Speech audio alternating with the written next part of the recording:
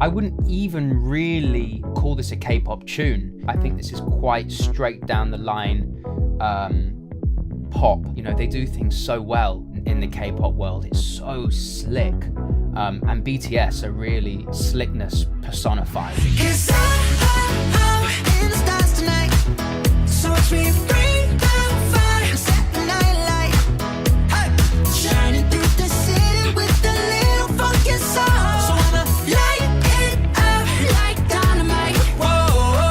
We knew that BTS were looking for what would be their first big breakout English spoken single. No one knew where to go with it, so it was a bit of a stab in the dark, but we did know they wanted something fun with tempo. The song was written over Zoom with myself and my writing partner Jessica Gomba. We're both British, we're both from London. Jess is from East London, I'm from West London. She's proper Cockney, she talks like that, she's a total character. There was certain references that we used. For example, I think we say something about pass the paracetamol.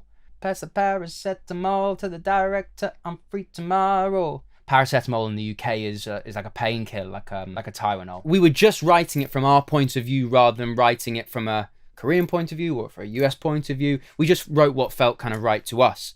We sent it over to Ron Perry with a batch of other songs. I get a call, a FaceTime from Ron Perry, and he was like, dude, they're taking Dynamite and we're going full steam ahead with it.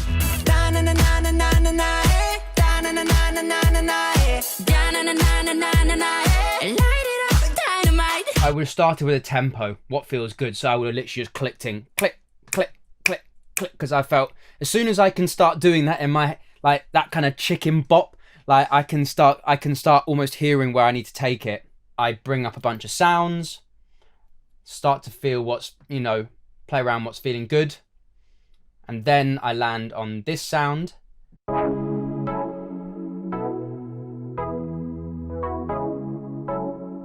That's the butter. That's kind of what holds the whole thing together, really. Another big element of it is this live bass.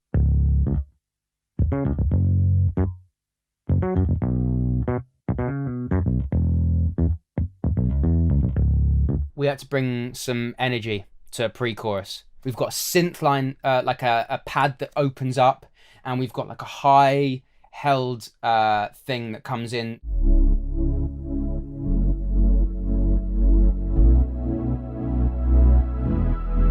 This really, I think, gives it a kind of a bit more weight on the bottom end, which again just kind of gives it a bit more body and makes it swell a bit more.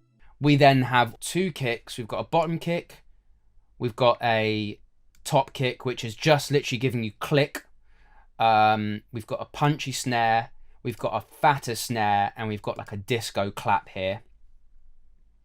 We also have like a huh!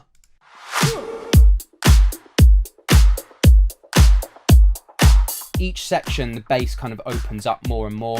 So it's kind of lo-fied in the first verse.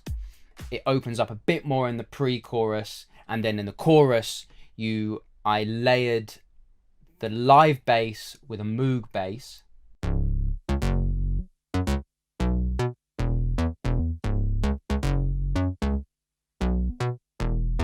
That makes the bass in the hook brighter and just cut through a touch more, and also give it some more bottom end because it's a Moog. I then bring in two sets of keys which I'll play together, which is like a rock piano, like a kind of almost like an Elton John, really hard, glossy kind of 80s sounding piano.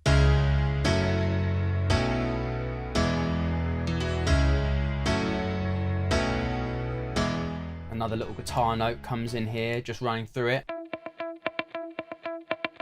So in the second verse, I don't bring too much else in, apart from a shaker loop that adds on top of the drums.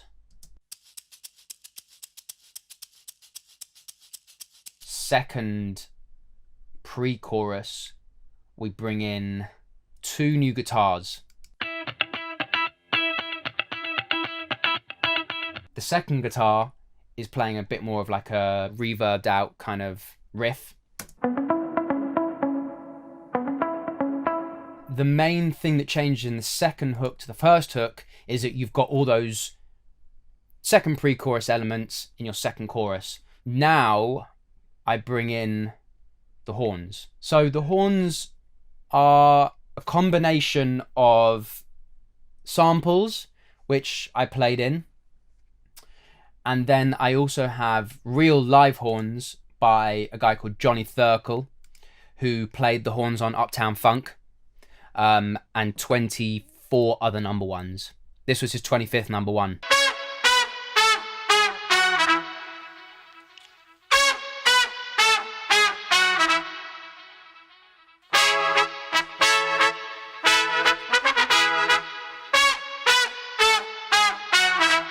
My stack ones give them a bit more brightness and a bit more kind of like bite to them. There's a couple of little kind of like bangs and whooshes.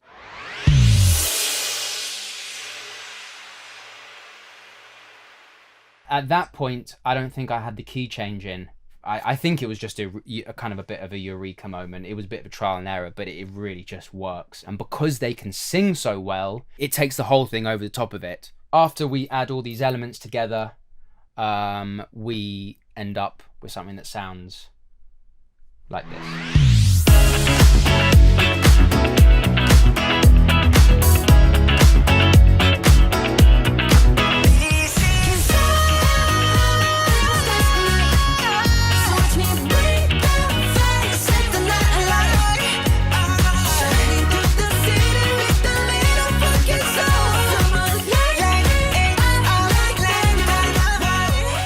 Only RM speaks really fluent English, and they all sing it so well. I mean, I'm just putting myself into their shoes, and if someone came to me and said, you've got to sing a song in Korean, I would just be like, how on earth am I supposed to do it? I wouldn't even know where to start.